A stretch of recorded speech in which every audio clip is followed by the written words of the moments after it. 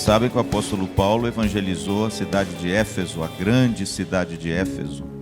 Talvez uma das cidades mais importantes do Império Romano naquela época, que fica na península lá da Turquia, que hoje é a Turquia, a Ásia Menor. A cidade de Éfeso era uma cidade pungente, muito rica, muito idólatra, porque na cidade de Éfeso estava o templo da deusa Diana, que na época era tido como uma das 8 maravilhas do mundo. Se você for hoje na cidade de Éfeso, você não vai encontrar a cidade de Éfeso. Você hoje vai encontrar ruínas da cidade de Éfeso, mas as colunas, os pilares do templo da deusa Diana estão lá até hoje.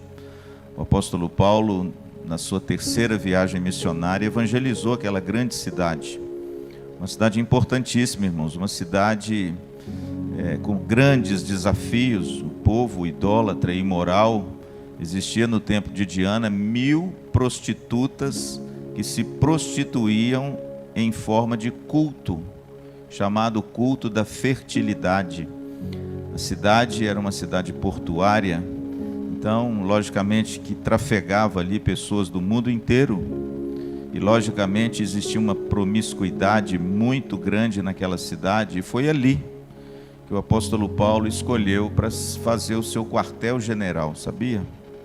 O apóstolo Paulo, depois que ele sai de viagem de Antioquia, lá em Atos 13, ele fez da cidade de Éfeso o seu quartel-general. Foi de lá que ele enviava os seus missionários, Tito, Epafrodito, Timóteo, e foi lá que ele coordenou a evangelização da Ásia e também a evangelização da Europa, quando ele mesmo esteve em Filipos, em Tessalônica, e voltou para Éfeso. Enfim, ele fez daquela cidade a cidade onde ele tinha uma estratégia boa para evangelizar aquela região.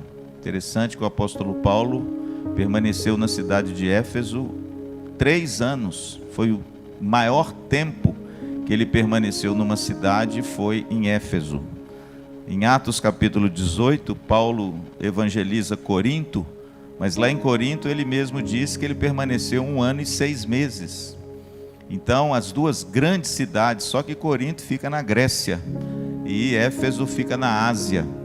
Foi as cidades que Paulo mais devotou. Por quê? Porque Paulo tinha a estratégia de evangelizar as grandes cidades e dessas cidades o evangelho irradiar para cidades menores. E foi exatamente isso que aconteceu, Quando você, por exemplo, abre o livro do Apocalipse e vê as 7 cartas do Apocalipse, você vai ver que a primeira carta de Jesus às suas igrejas do Apocalipse, que João, o apóstolo João, era um supervisor, a cidade de Éfeso é a primeira. Carta à igreja de Éfeso está lá em Apocalipse capítulo 2. Tamanha era a importância dessa cidade. A primeira carta que Jesus escreve no livro do Apocalipse foi para a cidade de Éfeso. A cidade de Éfeso, irmãos, era uma cidade pungente. No tempo da igreja primitiva, ela foi uma cidade muito importante, com muitos bispos, muitos pastores, que evangelizou uma região muito bonita. Hoje, infelizmente, não existe mais. Hoje a cidade de Éfeso é uma ruína. A igreja de Éfeso, Deus moveu o candeeiro dela, como disse que moveria, lá em Apocalipse capítulo 2. O interessante é que você visita hoje lá, você vai ver muito pouca coisa das cidades, das 7 igrejas do Apocalipse. Algumas permaneceram e estão lá até hoje. Hoje, algumas não estão mais. O interessante, uma outra coisa, curiosidade sobre a cidade de Éfeso, é que a igreja de Éfeso experimentou os grandes homens, à época dos apóstolos, foram pastores da cidade de Éfeso. Por exemplo, o apóstolo Paulo ficou lá 3 anos. Apolo foi um grande apologista que pregou em Éfeso. Timóteo foi outro que Paulo deixou em Éfeso, e ele escreve 2 cartas a Timóteo, dizendo que ele seria o pastor em Éfeso, e para ele colocar lá as coisas que deveriam ser feitas nas igrejas, na igreja de Éfeso. Então você vê que no final da vida de Paulo, Paulo se preocupou muito com a igreja de Éfeso. Ele escreve uma carta para Paulo, A primeira carta, o tema dela é cuide da igreja. E que igreja, pastor? Igreja de Éfeso. Paulo, essa época preso em Roma, estava instruindo Timóteo a cuidar e pastorear a igreja de Éfeso. E por fim, a igreja de Éfeso foi pastoreada pelo apóstolo João. Inclusive, a história secular diz que João morreu em Éfeso. E não apenas o apóstolo João, mas Maria, mãe de Jesus, morreu também em Éfeso.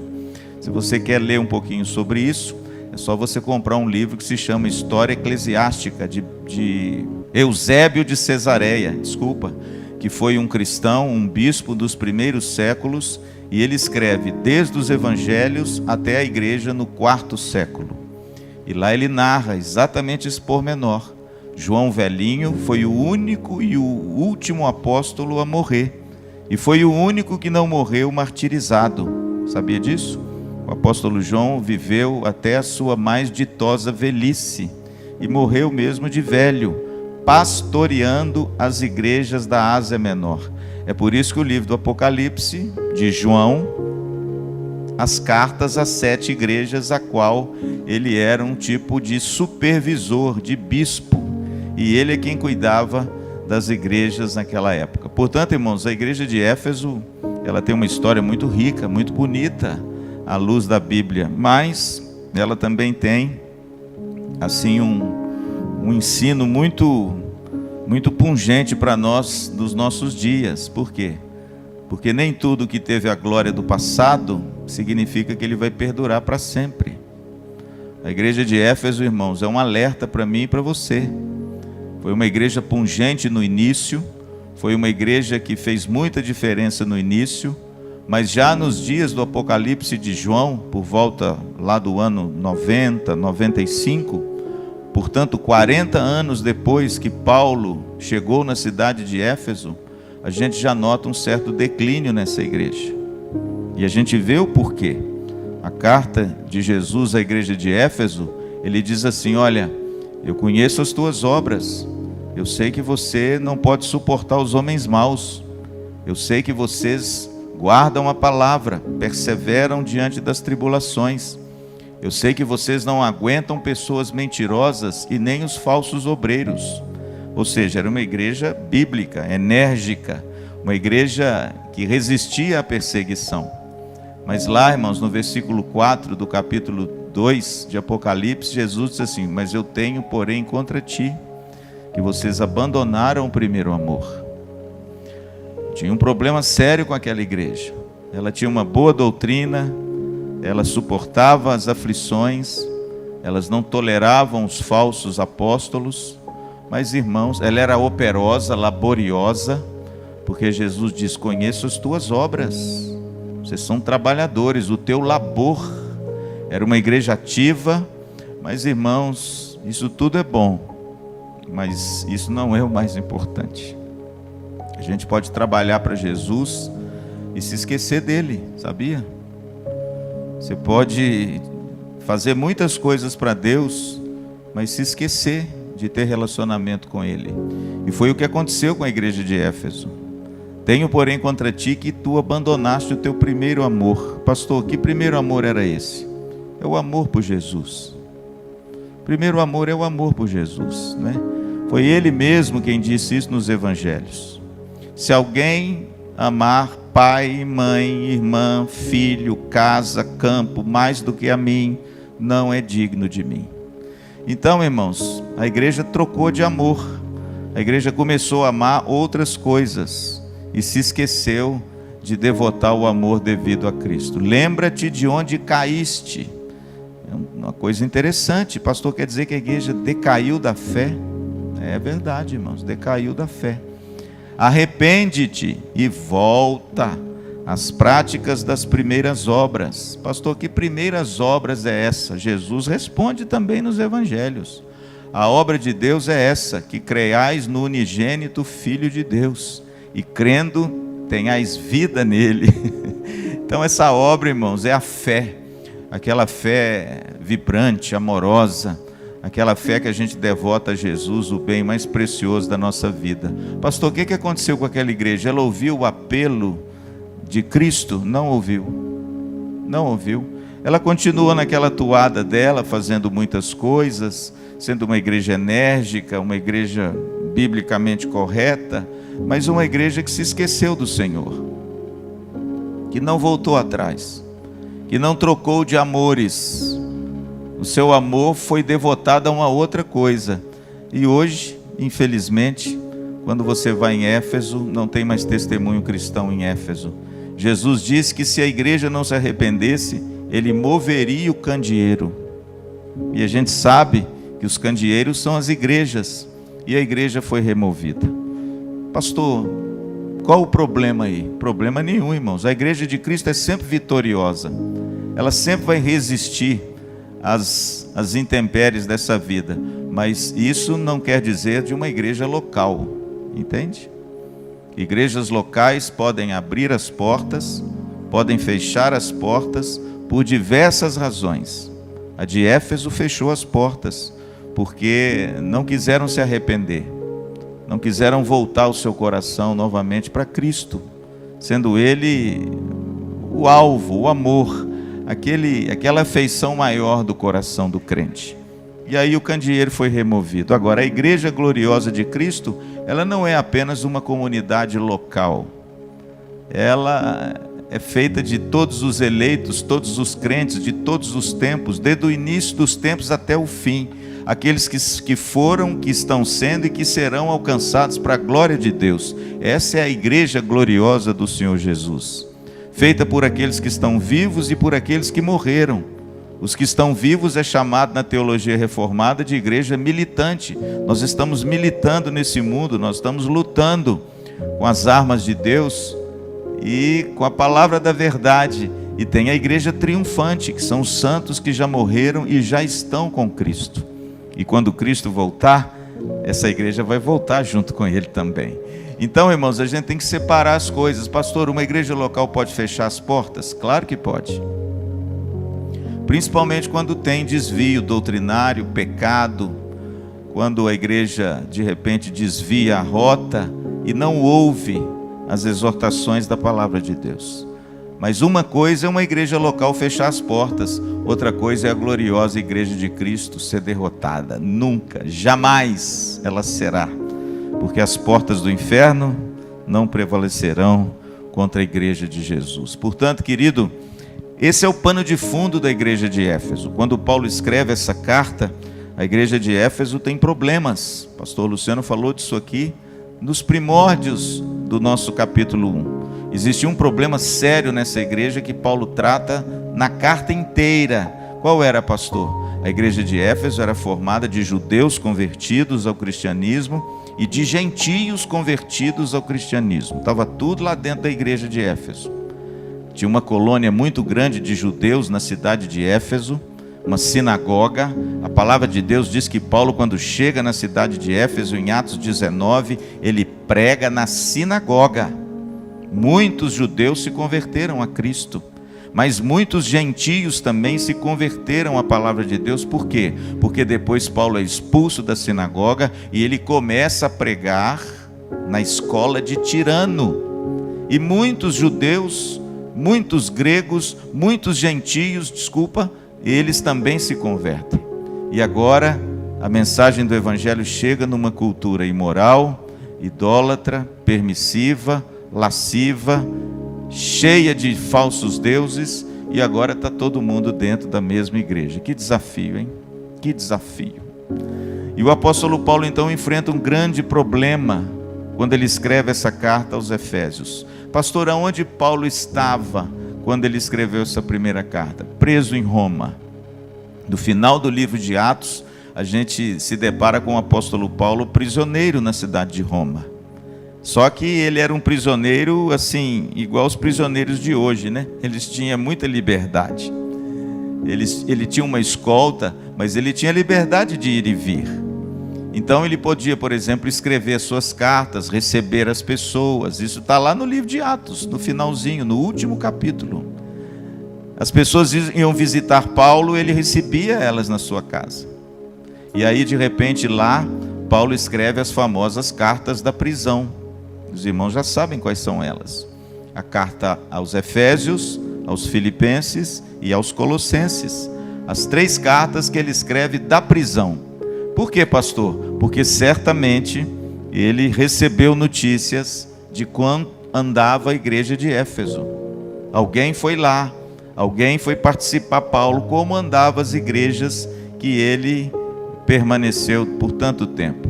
E ele então preocupado, ele então querendo instruir a igreja como um pastor zeloso, ele escreveu a carta aos Efésios. Pastor, qual era o problema mais grave dessa igreja? Dentre outros problemas. O problema mais grave dessa igreja, a primeira coisa eram os costumes, eram as práticas e o modo de vida, assim, contrário ao evangelho, que logicamente nada muda da noite para o dia. Eles trouxeram aquela herança, principalmente os gentios, de imoralidade, de ganância, de várias coisas que a gente traz de uma vida pregressa, sem ter o encontro com Cristo. Então Paulo enfrentava muitas dificuldades com comportamentos e práticas e condutas que agora não podiam mais se nomear entre os crentes. Ele escreve isso de forma muito austera a partir do capítulo 4, né? Ele fala da santidade cristã em contraste com o velho homem. Falei disso semana passada. O capítulo 4 é o contraste entre o novo homem e o velho homem. Ele diz que agora em Cristo nós somos o novo homem. E se nós somos um novo homem, as práticas, a conduta e o comportamento do velho homem têm que ser depostos. Ele usa, por exemplo, no capítulo 4, vocês viram no versículo 22, ele usa a figura do vestuário. Ele falou que nós temos que nos despojar. Despojar significa retirar a capa. Nós temos que nos despojar do velho homem e nos revestir, verso 24 do capítulo 4, do novo homem, em justiça e retidão que procedem da verdade. Paulo enfrentou muitas lutas, irmãos. Você imagina o evangelho chegar numa cultura imoral, idólatra, numa cultura onde os homens eram permissivos, não conheciam o evangelho e nem a santidade do Senhor. E agora, irmãos, essa galera está dentro da igreja. Lutas. E o apóstolo Paulo escreve a carta aos Efésios, mostrando qual deve ser a conduta dos filhos da luz, capítulo 5, que eu vou ler daqui a pouco, e dos filhos das trevas. Ele faz de novo um contraste. Ele fala dos filhos da desobediência e ele fala dos filhos da luz. E ele então contrapõe um ao outro. Para quê? Para mostrar para aquele povo que agora são crentes, que eles não podiam mais adotar aquelas práticas e viver daquele jeito. Mas existia um problema ainda muito grave na igreja. Qual era, pastor? As divisões. A igreja de Éfeso sofria de um problema que hoje é extremamente danoso à vida da igreja. Eu já falei sobre isso, prego sobre isso, e todo pastor consciencioso e membro de uma igreja tem que zelar pela preservação da unidade na igreja. Existia um problema naquela igreja. De qual natureza, pastor? Os cristãos convertidos do judaísmo estavam, de certa feita, rejeitando os cristãos gentios dentro da própria igreja. E eles pensavam o seguinte: não, nós somos os verdadeiros cristãos. Por quê? Porque nós temos a lei, nós temos Moisés, nós temos a herança, nós temos os profetas, e agora nós temos a revelação de Jesus. Vocês gentios, vocês não tiveram nada, vocês nem sabiam quem vocês eram. Então vocês são crentes de segunda categoria. E aí, irmãos, estava tendo um problema sério na igreja, porque os cristãos judeus não estavam se dando com os cristãos gentios, e isso estava gerando uma facção, uma divisão, um problema grave na igreja. E o apóstolo Paulo, irmãos, com a sua pena, lá na prisão, ele vai tentar sanar esse problema na inspiração do Espírito Santo e na sua pena maravilhosa. E essa é a carta de Paulo aos Efésios. É por isso que no capítulo 4, Paulo dá uma exortação àquela igreja, dizendo para que eles se esforcem diligentemente, versículo de número 3, para preservar a unidade. E nesse mesmo bloco, ele diz: porque há um só Espírito, uma só fé, um só Deus e Pai, um só batismo. Ele está mostrando que dentro da igreja não pode existir crente de primeira classe e de segunda classe, entende? vi no meu Instagram esses dias, porque hoje, irmãos, tem de tudo, né? Hoje tem de tudo.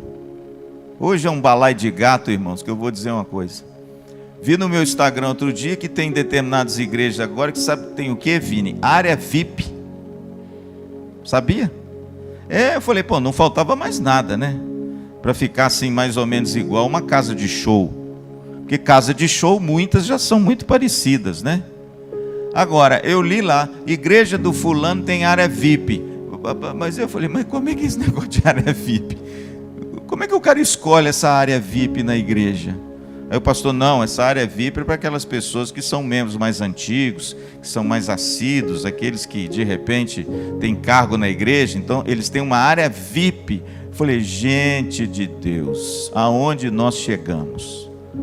Mas você pode ficar tranquilo que vai piorar, tá bom? Não fica alarmado não, que vai piorar muito, irmão. Sabe por quê? Porque do jeito que a coisa anda, eles estão transformando a igreja num monte de coisa, menos no que ela é. A igreja do Senhor Jesus Cristo. Aqui na igreja de Éfeso já tinha área VIP, tá bom, Marina? Já tinha, Marisa, área VIP. Os cristãos judeus não se davam com os cristãos gentios, porque eles achavam que eles eram VIP. E os cristãos gentios eram ralé. E aí, irmãos, o apóstolo Paulo usa um argumento extremamente vigoroso no capítulo 2 e no capítulo 3, uma teologia maravilhosa, que é a teologia da cruz. Ele diz que na cruz de Jesus, Deus aboliu a inimizade entre judeus e gentios, e de ambos fez um só homem, e pôs sobre todos eles Cristo, que é o cabeça da igreja. Irmãos, a coisa é muito bonita. Paulo alinhavou a cruz do Calvário de Cristo com essa unidade gloriosa na igreja. É mais ou menos como se Paulo dissesse assim: o sacrifício de Cristo foi grande demais, foi doloroso demais, foi puro demais, foi perfeito demais, para vocês viverem agora em deploráveis divisões. Na cruz do Calvário, ele uniu aquilo que ninguém poderia unir naquela época. O quê? Os judeus e os gentios. E agora vocês foram enxertados na família de Deus, no corpo de Cristo. E o apóstolo Paulo no capítulo 3 diz que nós agora fazemos parte de uma mesma família, de um mesmo corpo. E ele mostra isso, irmãos, no capítulo 4, dizendo que é dever de cada crente preservar a unidade da igreja, porque a unidade já nos foi dada na cruz do Calvário. O instrumento da unidade da igreja é a cruz, e o agente da unidade é o Espírito Santo. Portanto, meu amado, não existe nada mais glorioso, mais abençoador, que atrai as bênçãos de Deus do que uma igreja unida para a glória do nome de Jesus. Mas o contrário também, como eu disse, é extremamente perigoso. Não há nada mais nocivo e deplorável na vida de uma igreja do que as divisões.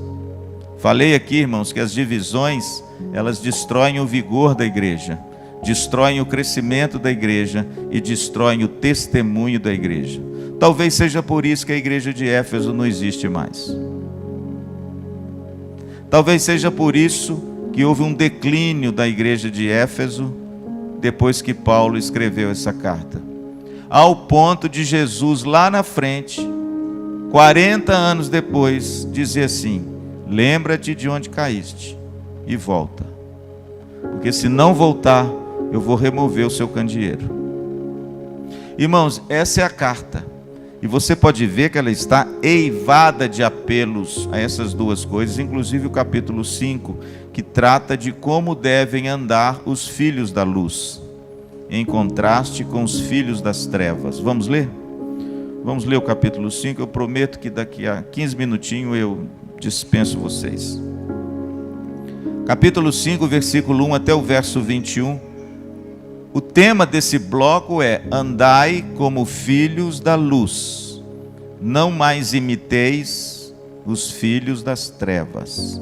E Paulo mostra aqui como os dois andam, tá bom? Vamos ler.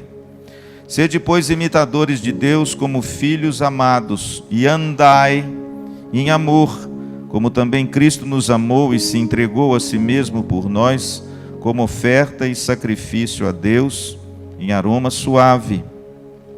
Mas a impudicícia e toda sorte de impureza ou cobiça nem sequer se nomeiem entre vós, como convém a santos, nem conversação torpe, nem palavras vãs ou chocarrices, coisas essas inconvenientes. Antes, pelo contrário, ações de graças.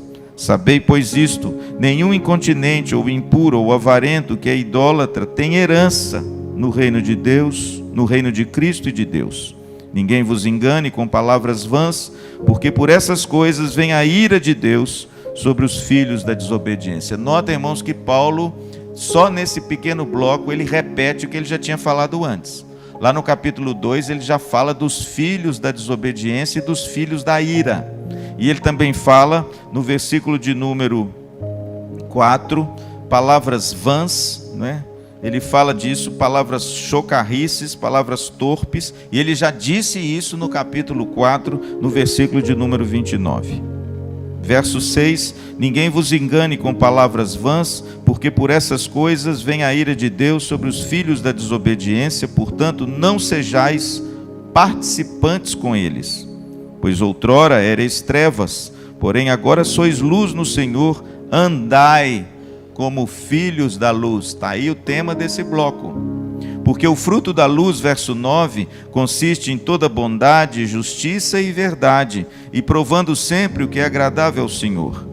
E não sejais cúmplices nas obras infrutíferas das trevas, antes, porém, reprovai-as. Porque o que eles fazem oculto, o só referir é vergonha. Mas todas as coisas, quando reprovadas pela luz, se tornam manifestas, porque tudo que se manifesta é luz, pelo que diz, e aqui ele cita Isaías: desperta, ó tu que dormes, levanta-te de entre os mortos, e Cristo te iluminará. Portanto, vede prudentemente como andais, não como nécios, e sim como sábios, remindo o tempo, porque os dias são maus. Por essa razão não vos torneis insensatos, mas procurai compreender qual a vontade do Senhor. E não vos embriagueis com vinho, no qual há dissolução, mas enchei-vos do Espírito, falando entre vós com salmos, entoando e louvando de coração ao Senhor, com hinos e cânticos espirituais, dando sempre graças por tudo a nosso Deus e Pai, em nome de nosso Senhor Jesus Cristo, sujeitando-vos uns aos outros no temor de Cristo. Quais são as obras infrutíferas das trevas que Paulo elenca no versículo de número 8? Ele diz que outrora, veja comigo, erais trevas, porém agora sois luz no Senhor. E ele fala no verso 11, não sejais cúmplices nas obras infrutíferas das trevas, antes, porém, reprovai-as. Notem, queridos, que agora Paulo faz de novo o contraste. Andai como filhos da luz, não andem mais como filhos das trevas. Pastor, como os filhos das trevas, ou filho da desobediência, né? Versículo 6, ele trata dessas pessoas que de repente ainda não tiveram um encontro com Cristo, e de certa feita, o cenário, o retrato de uma sociedade sem Deus. As obras infrutíferas das trevas estão aí do versículo 3 ao versículo 5. Quais são elas? Primeiro delas, a imoralidade sexual, verso 3. Mas a impudicícia e toda sorte de impureza ou cobiça nem sequer se nomeie entre vós, como convém a santos. Se você olhar essa palavra impudicícia na Nova Versão Transformadora ou em qualquer outra versão, você vai ver que impudicícia significa impureza sexual. Essa é uma obra, irmãos, que Paulo elenca, infrutífera das trevas. Por quê, pastor? Porque a cidade de Éfeso era conhecida como as prostitutas cultuais do templo de Diana. E os homens tinham uma vida completamente promíscua com essas mulheres, achando que estavam prestando culto às divindades pagãs greco-romanas.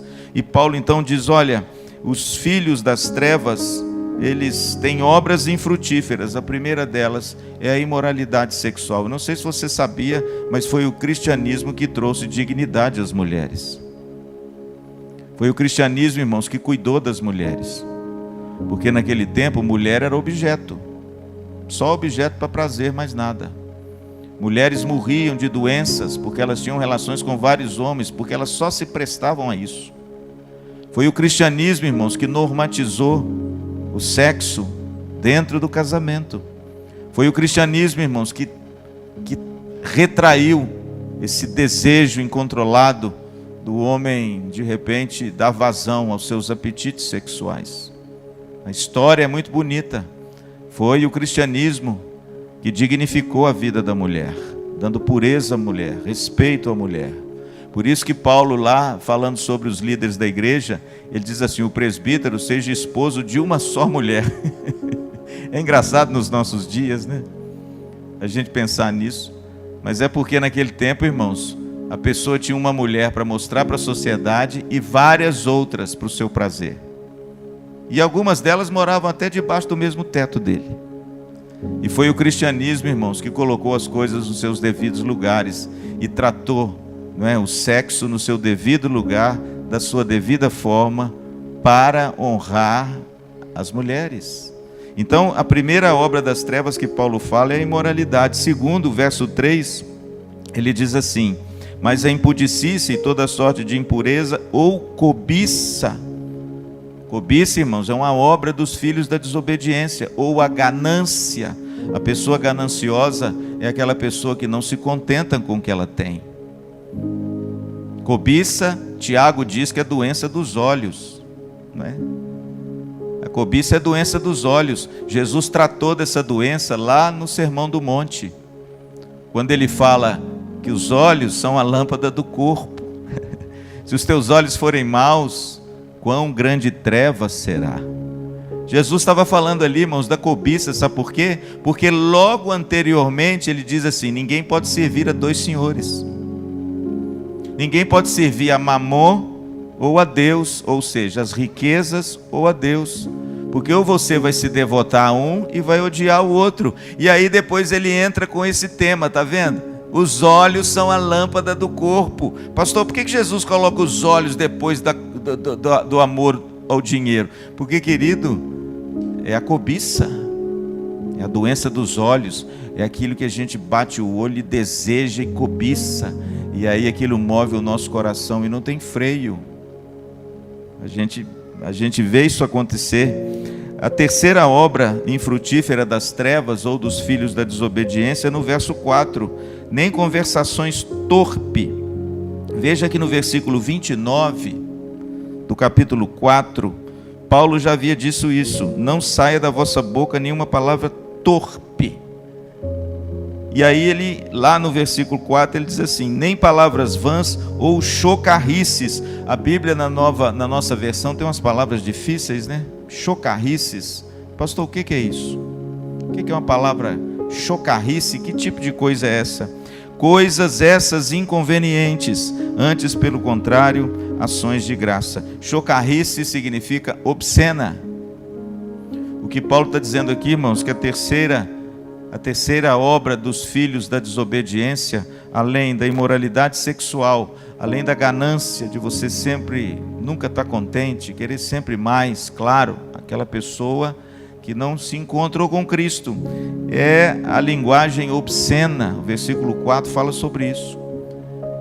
Eu poderia falar aqui várias mensagens sobre o poder da língua, como a Bíblia focaliza o cristão agora ter um novo tipo de linguagem. Falar coisas que edificam. Capítulo 4, versículo 29, Paulo já diz isso: não sai da vossa boca nenhuma palavra torpe, e sim a única que produz edificação e assim transmita graça às pessoas que a ouvem. Falei quinta-feira passada que a palavra torpe no grego significa mal cheirosa. Uma palavra torpe é uma palavra ruim, é uma palavra que causa mau cheiro. A palavra tem a ver com sujeira. Então, irmãos, essa é uma marca dos filhos da desobediência, uma linguagem obscena. Eles falam coisas que não devem, falam obscenidades, usam a sua língua de uma forma muito vil. E a gente sabe que quando Cristo entra na nossa vida, Ele purifica os nossos lábios. Amém? Lembra do chamado de Isaías lá no capítulo 6? Quando ele vê o trono e a glória de Deus, os anjos, ele põe a mão na boca e diz: ai de mim, sou um homem de quê? De impuros lábios. Habito no meio de um povo de lábios impuros. É por isso que a Bíblia diz que ele teve uma visão de um anjo com a tenaz, tirou uma brasa viva do altar e tocou o quê? Os lábios de Isaías. É assim mesmo, irmãos. A gente, quando não tem Cristo, a nossa boca é suja mesmo. Dependendo da família, dependendo dos lugares que você vai, dos seus amigos, a gente traz na linguagem uma linguagem obscena, fala coisa que não deve, usa a nossa língua não para edificar, mas para destruir, para caluniar, para fofocar, para falar mal. E Paulo, irmãos, denuncia essas obras das trevas, desses filhos da desobediência. E o último, no versículo 5, ele diz assim: sabei, pois isso, nenhum incontinente ou impuro ou avarento, que é idólatra, tem herança no reino de Deus. A ideia aqui é a avareza. Avareza, irmãos, é idolatria. Por quê? Porque a avareza é quando você tem amor a alguma coisa de forma exagerada que não é ao Senhor Jesus. O homem avarento é aquele homem que ama as posses que ele tem e ele tem cada vez mais. O avarento é aquele que quer dominar sobre as coisas, ele nunca está satisfeito com nada, ele não compartilha nada, ele quer tudo para ele. Você quer ver um homem avarento na Bíblia, que Jesus denuncia como uma parábola? Está lá em Lucas. A parábola daquele homem que era rico, guardava os seus grãos no celeiro, e o texto diz em Lucas que esse homem teve uma super safra, pela graça de Deus. Leia o texto. Pela graça de Deus ele recebe uma super safra, e ele já era um homem rico, abastado. Aí a parábola de Jesus é assim: ele começou a confabular com ele mesmo o que ele ia fazer com aquela grande colheita. Ele disse: já sei, eu vou destruir os meus celeiros, e eu vou construir outros maiores para guardar os meus bens, a minha propriedade, o meu dinheiro. Aí no final da parábola Jesus fala assim: louco, louco, para quem tens entesourado? Louco, você está entesourando para si mesmo. É a imagem, irmãos, do homem avarento. Aliás, Jesus fala na parábola que ele contou isso para mostrar o que é a avareza. A avareza é quando você sempre quer mais. Você tem problema de compartilhar, você tem problema de dividir. Jesus contou esta parábola para mostrar o perigo que é a avareza, de você não se contentar com o que tem e amar as coisas que você tem mais do que o Deus quem te deu. Portanto, querido, estão aqui as 4 obras infrutíferas das trevas. Primeiro, versículo 3, a imoralidade sexual. Segundo, a ganância, desejo de obter. Terceiro, versículo 4, a linguagem obscena. O cristão agora ele precisa cuidar da sua língua, do que sai dos seus lábios, né? E quarto, a avareza. Mas Paulo contrapõe agora com os frutos da luz. Olha o versículo 8 e 9. Pois outrora erais trevas, porém agora sois luz no Senhor. Veja que Paulo está dizendo o seguinte: olha, vocês antes eram desse jeito. E a gente que não nasceu num lar evangélico como eu, a gente percebe isso mais fácil, né? Eu louvo muito a Deus com esses meninos abençoados que nós temos aqui, e com as nossas famílias, com as nossas crianças nascendo na igreja, viu, Mari? Porque eles não vão ver isso, eles não vão ver isso. Olha que coisa linda. Eles podem até ver na escola, aqui e ali, com um coleguinha assim que às vezes não está acostumado. Mas quando a gente é criado na igreja, irmãos, é tudo tão diferente. A gente que não foi criado na igreja, eu que fui criado nesse mundão aí, saí de casa com 15 anos para estudar fora. Você imagina só um jovem de 15 anos na universidade.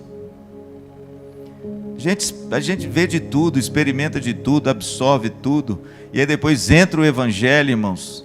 Aí o negócio começa a cortar, a burilar, a raspar. Começa a santificar, né? Esse é o nome bíblico. E a gente lê essas coisas aqui. Paulo no verso 8 diz assim: olha, vocês outrora eram assim. E se você teve um encontro com Jesus mais tardio, fala a verdade, não era? Né? Imoralidade sexual, ganância, linguagem obscena. A única vez que eu fui, irmãos, no estádio de futebol para ver um jogo, foi ver o meu Atlético jogar. Porque eu nunca gostei, viu, presbítero Edson? Eu particularmente, eu nunca gostei de ir em estádio de futebol. Eu sei que a festa é bonita, a torcida é maravilhosa, vocês amam o Palmeiras, amam o Corinthians, amam o São Paulo, aqui todo mundo é paulista. Eu sei que é bonita a festa, né? Para ver na televisão. Para ver na televisão é lindo. A única vez, irmãos, que eu fui num jogo assistir Atlético e Curitiba, imagina só, Dani, o Curitiba do Paraná foi jogar lá no Mineirão, e eu fui assistir a convite de um presbítero meu que achava inadmissível nunca ter ido no Mineirão. Aí eu fui assistir o Atlético e o Curitiba. Falei com ele: meu presbítero, muito obrigado, foi a primeira e última. Se Deus for servido, nunca mais eu ponho o pé no estádio de futebol. Irmãos, o que eu ouvi lá, eu saí de lá quase passando mal. Falei: eu? Não, irmãos, vocês me perdoem, isso não é lugar mais para mim, tá? Para mim não. Vocês podem ir, fiquem à vontade, pode dar vazão a alguma coisa lícita, mas para mim não dá mais não. Sabe por quê? Porque eu me lembro como eu era, sabe, irmãos? Eu me lembro quando eu abria a boca, o que saía dos meus lábios. Irmãos, eu não quero isso para mim, nem para minha filha. Eu não quero isso para vocês e nem para os filhos de vocês. O cristão, quando abre a boca, tem que sair o que é doce, como diz Tiago, e não o que é azedo. E assim transmita graça para as pessoas que ouvem. Paulo, lá no verso 8, diz assim: vocês outrora eram trevas. Lembra disso, meu irmão?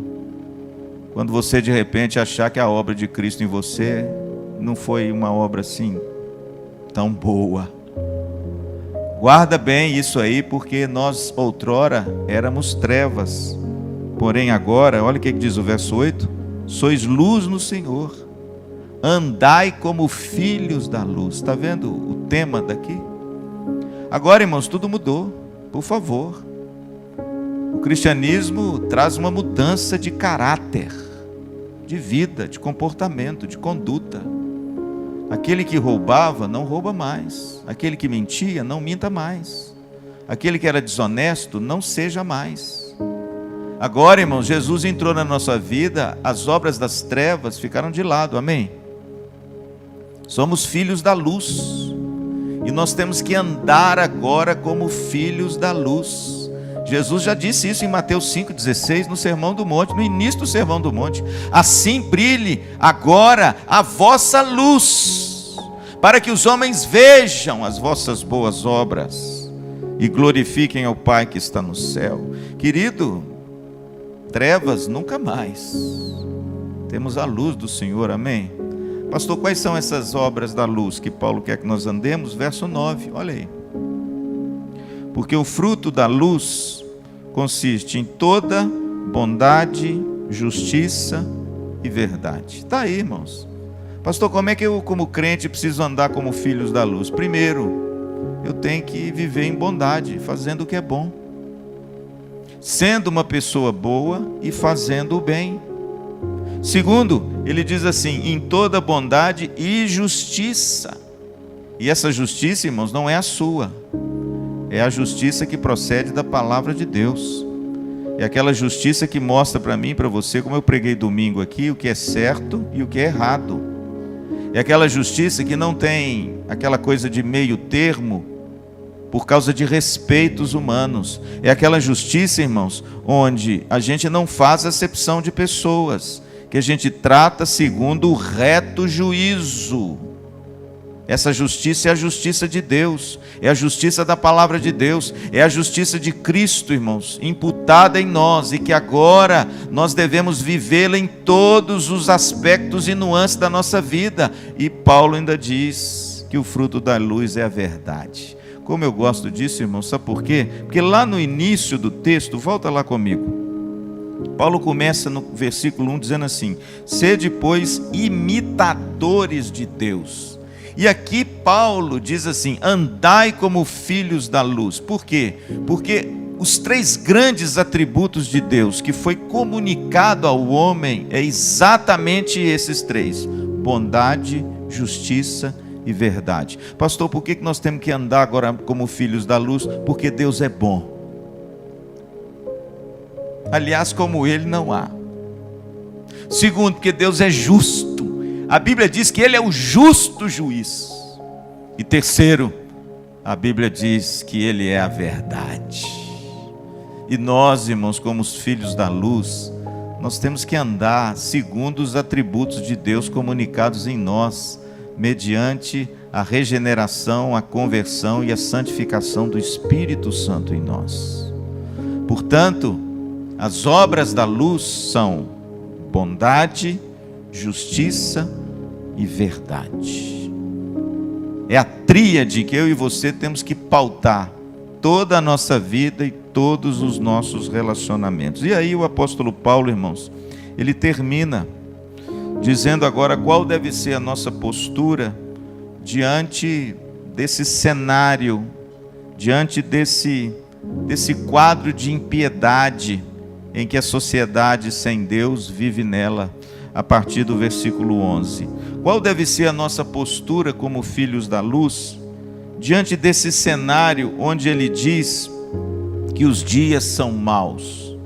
Pastor, a gente vai se enclausurar agora no mosteiro e não vai agora mais se relacionar com as pessoas? Não. Eu vou dar a vocês agora uma forma de vocês se comportarem como filhos da luz no meio de uma geração perversa e corrupta.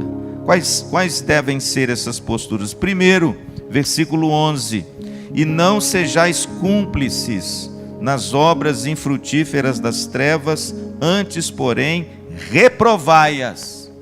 Pastor, qual a primeira postura dos filhos da luz com respeito a esse cenário de impiedade? Reprovar o mal. Nós não podemos bater palma, irmãos, para aquilo que é errado, por favor. Viu? Nós precisamos reprovar. Paulo diz que se nós não reprovarmos, nós vamos ser cúmplices. Portanto, a gente não pode aplaudir aquilo que Deus vaia. Nós não podemos achar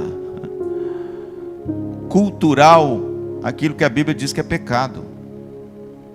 A gente não pode, irmãos, ceder aos apelos dos modismos e do secularismo do nosso tempo, em casos que a palavra de Deus fecha a questão. Por exemplo, nós não podemos aplaudir, irmão, sexo antes do casamento.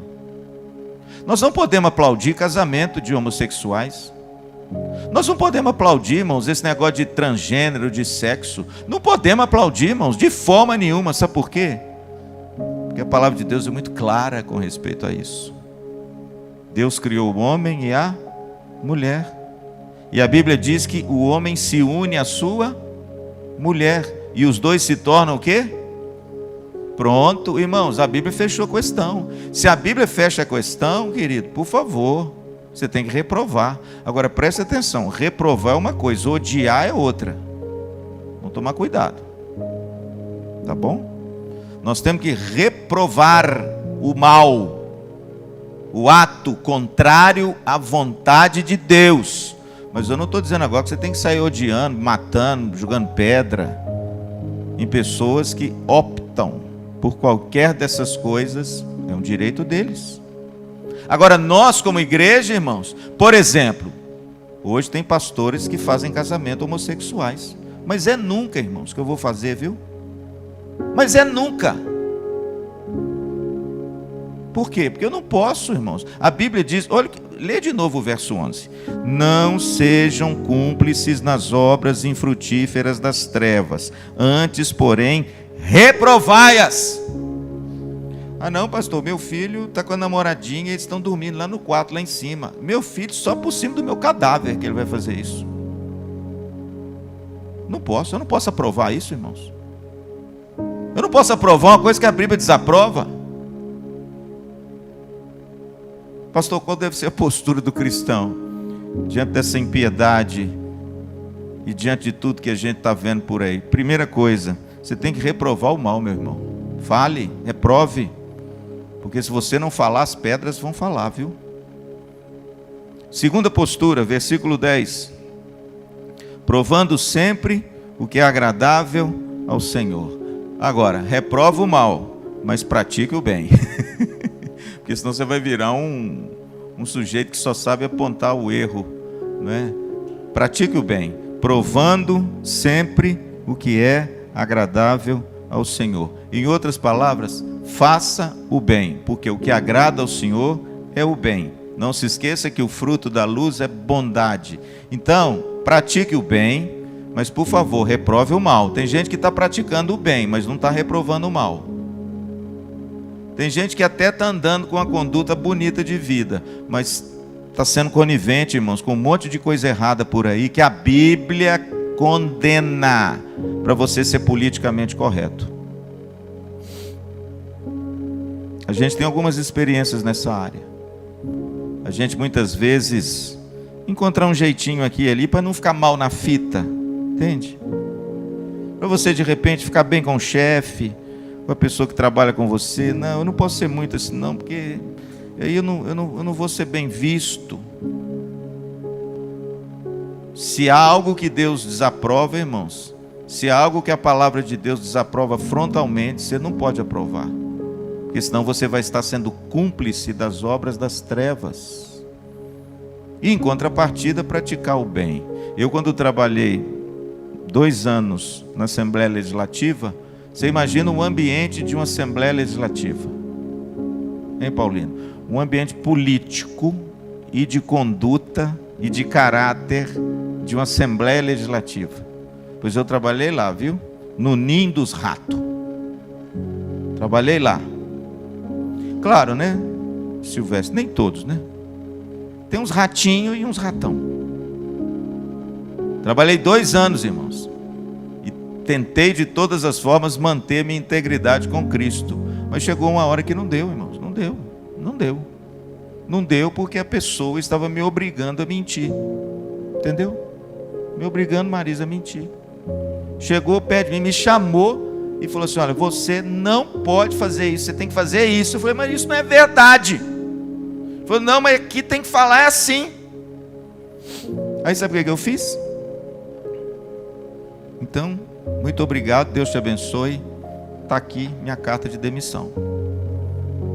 E Deus é tão bom, irmãos, que Deus me chamou para o seminário. Olha que coisa maravilhosa. Pratique o bem, mas, querido, reprove o mal, viu? Não ceda.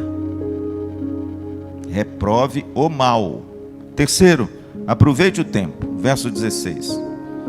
Remindo o tempo, porque os dias são maus. No verso 15 ele diz assim: vede prudentemente como andais, não como nécios, e sim como sábios, remindo o tempo, porque os dias são maus. Pastor, qual deve ser a nossa postura diante dessa impiedade? Não gaste o seu tempo com coisa que não presta. Em suma é isso. Não ande como um nécio, usando essa coisa tão maravilhosa que Deus nos deu, que é o tempo, com coisas que desagradam a Deus, não edificam a sua vida, sua família, seus filhos, você mesmo. Mas aproveite o seu tempo para você viver da melhor forma possível, para a glória de Deus e para o benefício dos outros. Amém? Tempo, irmãos, é uma bênção grande, viu? E que a gente tem que reaprender a usar de forma mais prudente. Então aproveite as oportunidades, aproveite bem o seu tempo. A palavra remir, aí no versículo de número 16, significa aproveitar, no sentido de você não fazer coisas com o tempo que vão trazer prejuízo a você. Use bem o seu tempo, essa é a ideia. Use com mais cautela e prudência o tempo que você tem. Verso 18: encha-se do Espírito Santo, não vos embriagueis com vinho, no qual há dissolução, mas enchei-vos do Espírito Santo. Irmãos, uma das grandes posturas para nós enfrentarmos a impiedade da nossa sociedade secularizada é você ser um homem ou mulher cheia do Espírito Santo. A palavra aqui, não vos embriagueis com vinho, é o contraste, mas enchei-vos com o Espírito Santo. Por quê? Porque naquele tempo existiam as festas consagradas ao deus Baco. Vocês já ouviram falar isso? O deus do vinho. E naquele tempo as pessoas pensavam assim: quanto mais nós bebemos, mais entorpecemos os sentidos e mais o deus Baco vai agir através de nós. A ignorância é um negócio terrível, né? E aí é muito provável que o nome, né, bacanal, surgiu a partir dessas reuniões, porque depois que, né, as pessoas já estavam bem embriagadas, querendo agradar o seu Deus, a vazão dos apetites se tornam incontroláveis. E aí o apóstolo Paulo usa o contexto da época e diz assim: olha, ao invés de vocês se encherem de vinho para ter um contato com o seu Deus Baco, encham-se do Espírito Santo. Sejam cheios do Espírito Santo. Porque na realidade, irmãos, é o Espírito Santo que trabalha em nós, por meio de nós e para a glória de Deus. É o crente cheio do Espírito Santo que vence as dificuldades. É o crente cheio do Espírito Santo que consegue dizer não para o pecado. É o crente cheio do Espírito Santo que se arrepende quando ele peca.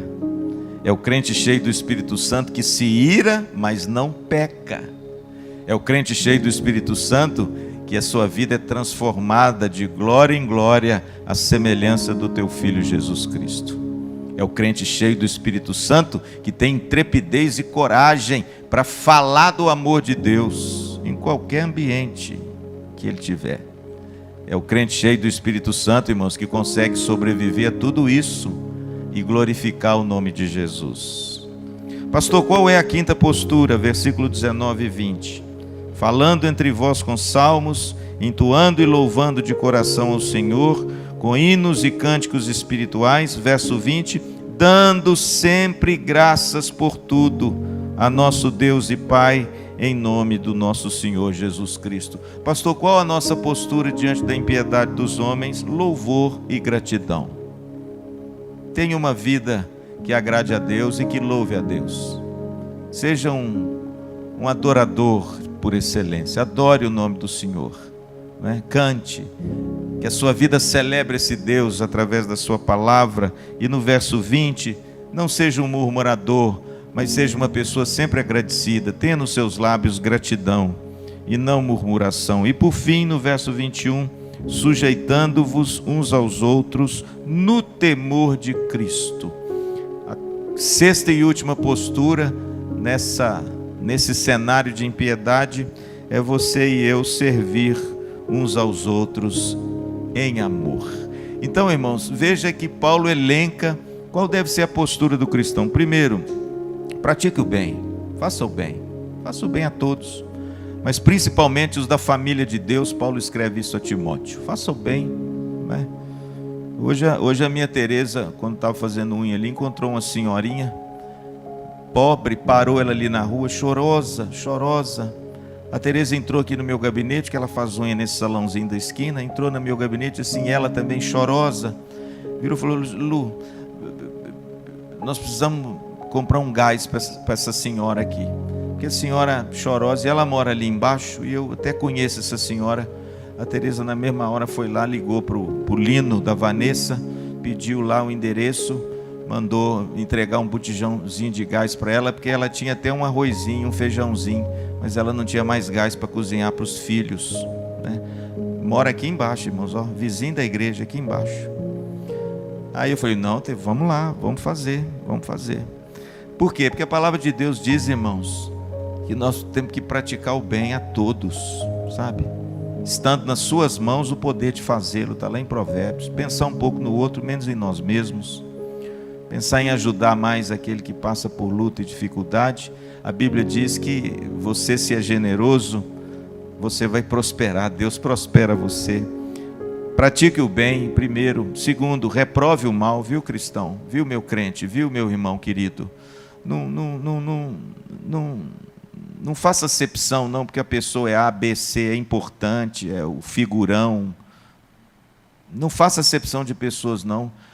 Reprove o mal, mas reprove com amor o mal, tá? Mas reprove. Não aceite determinadas coisas que contrariam frontalmente a palavra de Deus, que é isso que a palavra de Deus nos exorta. 3, aproveite bem o seu tempo, use o seu tempo para coisas boas e produtivas, né? Tenha critério na escolha das coisas que você vai colocar na sua agenda, para de repente você, em detrimento daquilo que você gosta, você não deixar de lado o que é importante, que isso é muito comum. Os nossos desejos e prazeres são superlativos, e então a gente enche a nossa agenda com aquilo que a gente gosta, mas a gente, por causa disso, empurra as coisas que realmente são mais importantes para o escanteio. Faça uma reavaliação na sua agenda e no seu tempo. Se encha do Espírito Santo, cuide da sua dieta. Estou vendo a Mariana aqui, que é um expert na dieta, né, Mari? Cuide da sua dieta espiritual, porque se você quiser se encher do Espírito Santo, você precisa usar uma dieta que você se encha do Espírito Santo, né? Porque se você começar a se encher de porcaria, você não vai se encher do Espírito Santo. Então cuide da sua dieta, cuide das coisas espirituais, cuide do que entra nos seus olhos, cuide do que sai da sua boca, cuide do que está no seu coração. 5, tenha louvor e gratidão ininterruptos na sua vida, em tudo dai graças, porque essa é a vontade de Deus em Cristo Jesus. Para de reclamar um pouco e dê graças por tudo aquilo que Deus, na sua infinita bondade, tem nos dado. E finalmente, queridos, vamos servir uns aos outros. Vamos ser um instrumento de Deus para abençoar o pobre, o necessitado, o irmão, dentro da IPVO que está passando por lutas. E às vezes a gente sabe, mas a gente também não se dispõe. E não é somente aqui, né? Façamos o bem a todos. Se tiver no seu poder para fazer, faça o bem, porque Deus se agrada disso. Deus é um Deus que nos faz bem todos os dias da nossa vida. Amém?